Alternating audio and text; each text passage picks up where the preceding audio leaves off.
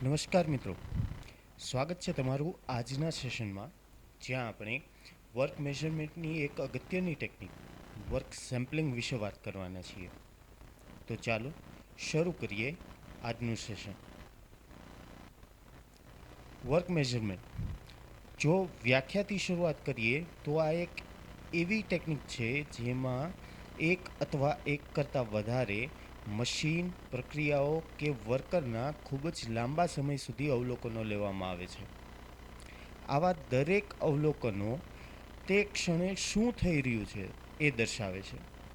કોઈ પ્રવૃત્તિ અથવા વિલંબ માટે, જેને આપણે એક્ટિવિટી અથવા ડીલે કહીએ છીએ, તો એના માટે નોંધાયેલા અવલોકનોની ટકાવારી એ આવી પ્રવૃત્તિ કે વિલંબ થવાના સમયના ટકાવારીનું એક માપ છે.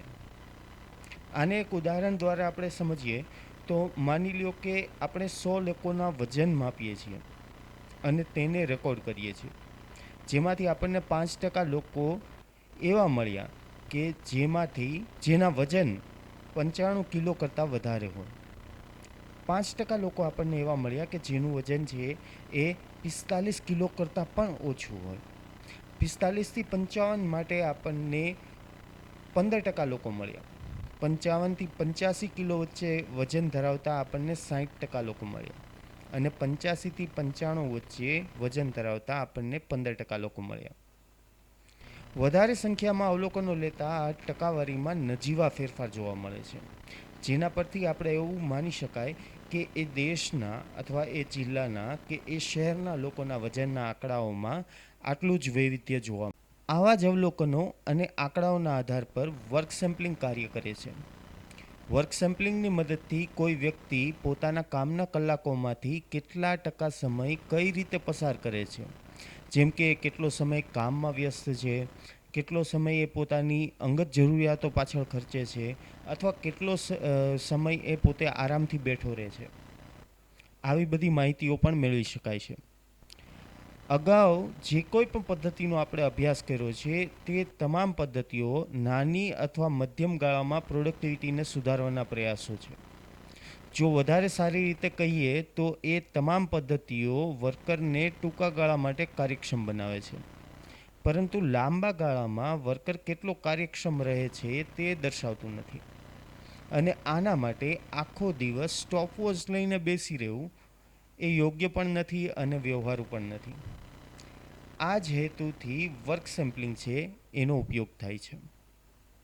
વર્ક સેમ્પલિંગના કાર્ય સિદ્ધાંતની વાત કરીએ તો આ પદ્ધતિ સંભાવના અને આંકડાશાસ્ત્રના સેમ્પલિંગના સિદ્ધાંતો ઉપર આધારિત છે, જેની સાથે નોર્મલ ફ્રીક્વન્સી ડિસ્ટ્રીબ્યુશન અને કોન્ફિડન્સ લેવલ જેવા મહત્ત્વના કોન્સેપ્ટ છે એ જોડાયેલા છે.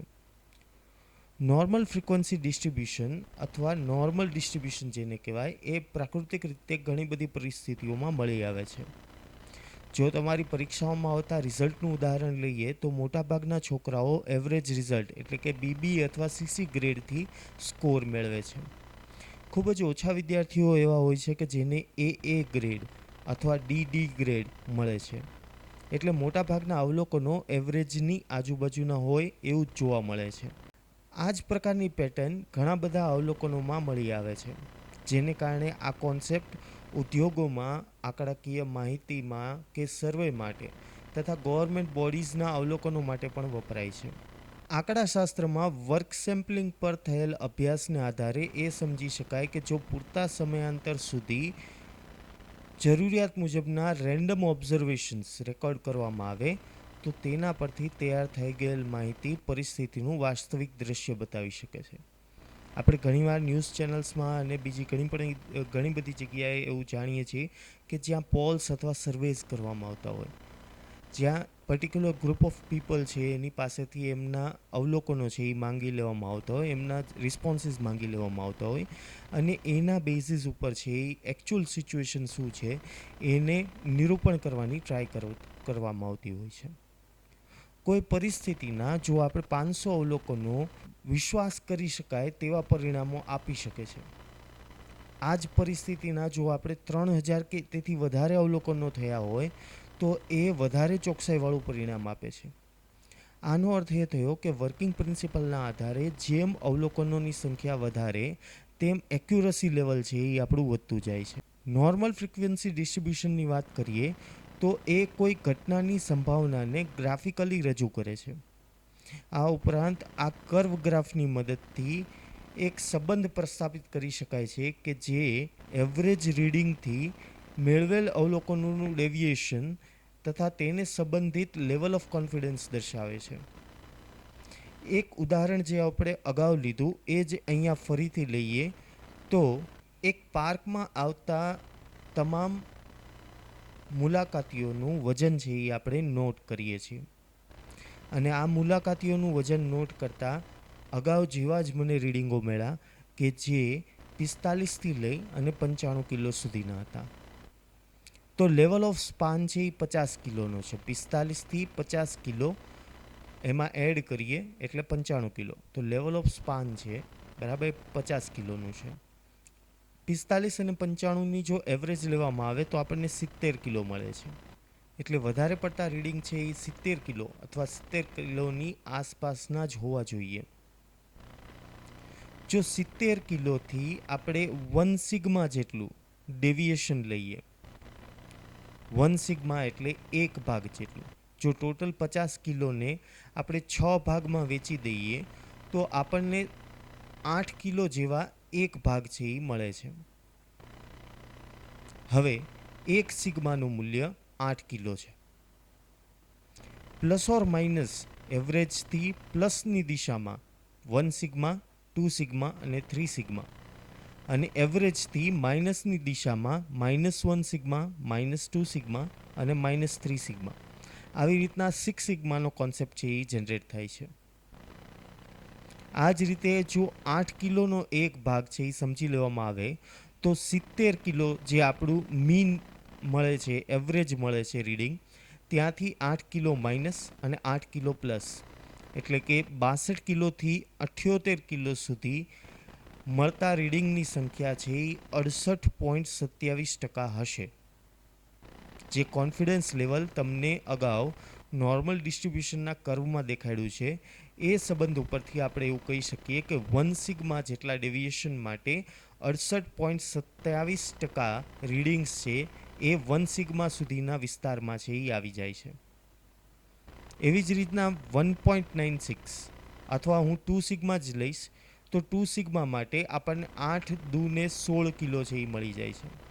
તો 70માંથી 16 કિલો બાદ કરીએ તો 54 કિલો અને 70માં 16 કિલો આપણે એડ કરીએ તો 86 કિલો એટલે કે 54થી લઈ અને 86 સુધીના રીડિંગમાં મને લગભગ 95.45% જોવા મળે છે.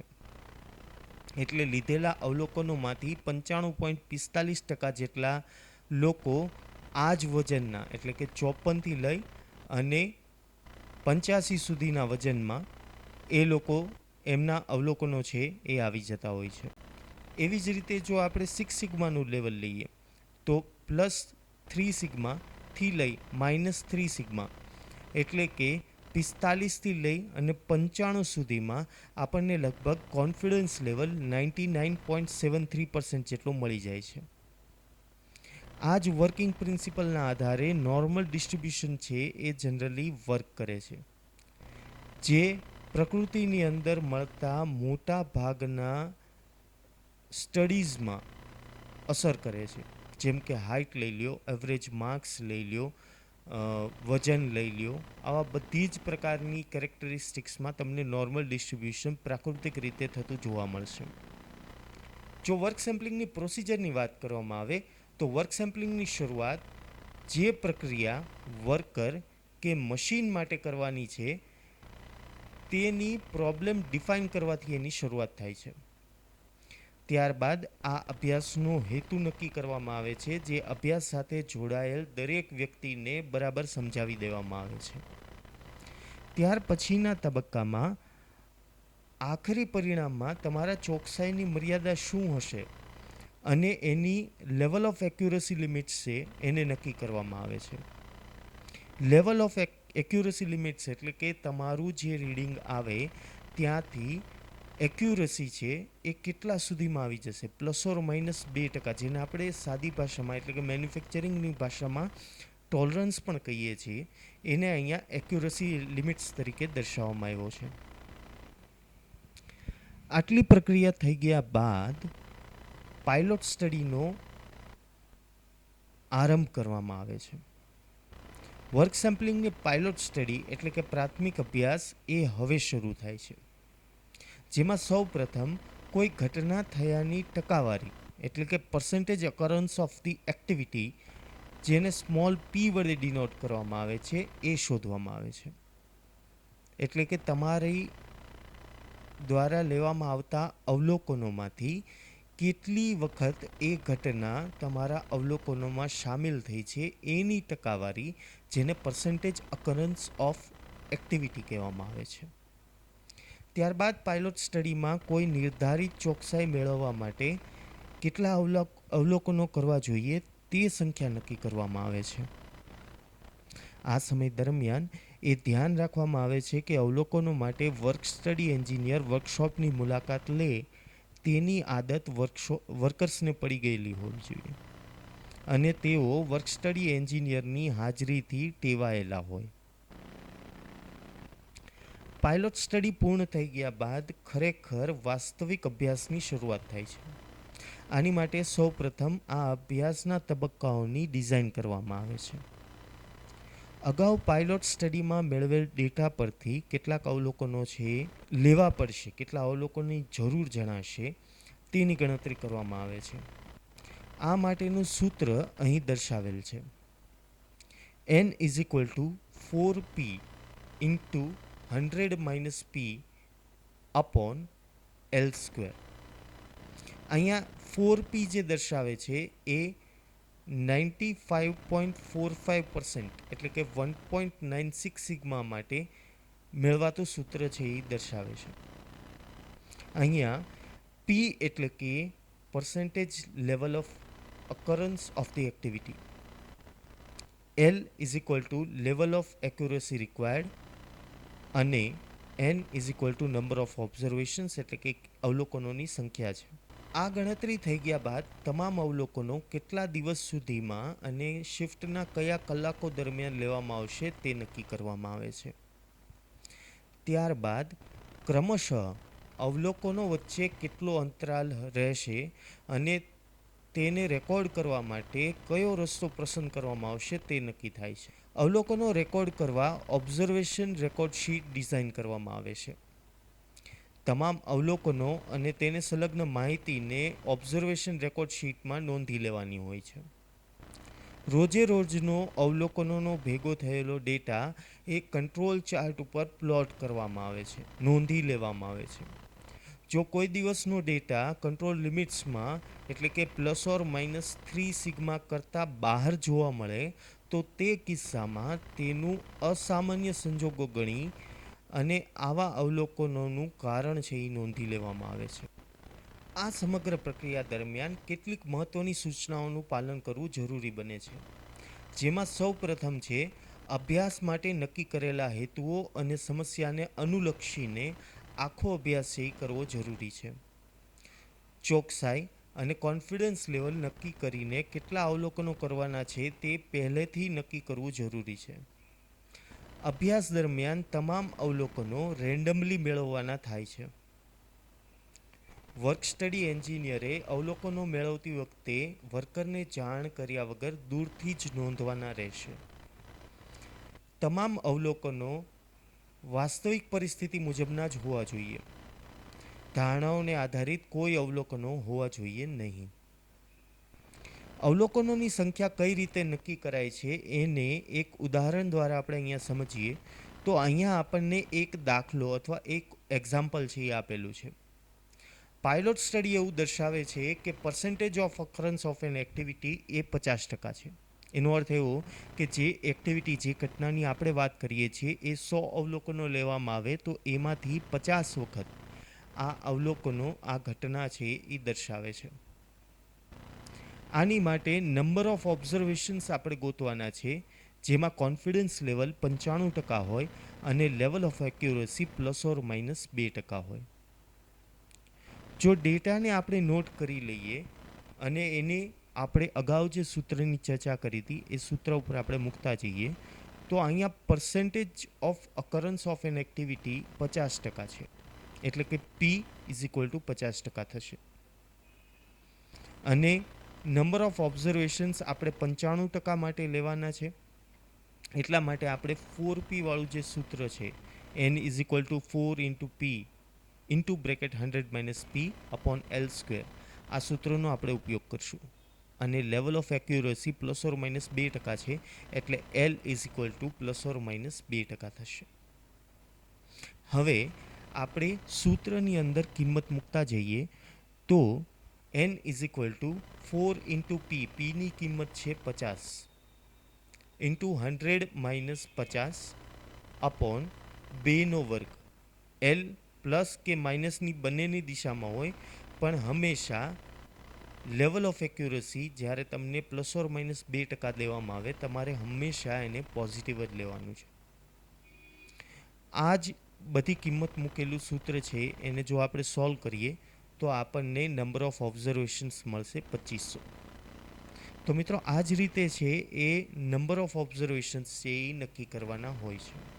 આ વર્ક સેમ્પલિંગની પદ્ધતિ કઈ કઈ પરિસ્થિતિઓમાં ઉપયોગમાં લઈ શકાય એની વિશે સમજ મેળવીએ તો સૌ પ્રથમ જ્યાં વર્કર અને મશીનના કામ કરવાના અને નિષ્ક્રિય રહેવાના સમય નક્કી કરવાના હોય ત્યાં આ વસ્તુ છે એ ઉપયોગમાં આવે છે. જ્યારે લાંબા ગાળાની નિયમિત કે અનિયમિત અથવા વારંવાર કે ભાગ્યે જ બનતી હોય એવી પ્રક્રિયાઓના સમય નક્કી કરવાના હોય ત્યારે વર્ક સેમ્પલિંગ છે એ કામમાં લાગે છે. જ્યારે કોઈ મટીરિયલ હેન્ડલિંગ ઇક્વિપમેન્ટ આખા દિવસ દરમિયાન કેટલા સમય માટે કાર્યરત રહે છે એ જાણવાનું હોય, એના અંદાજો મેળવવાનો હોય તો વર્ક સેમ્પલિંગનો ઉપયોગ થાય છે.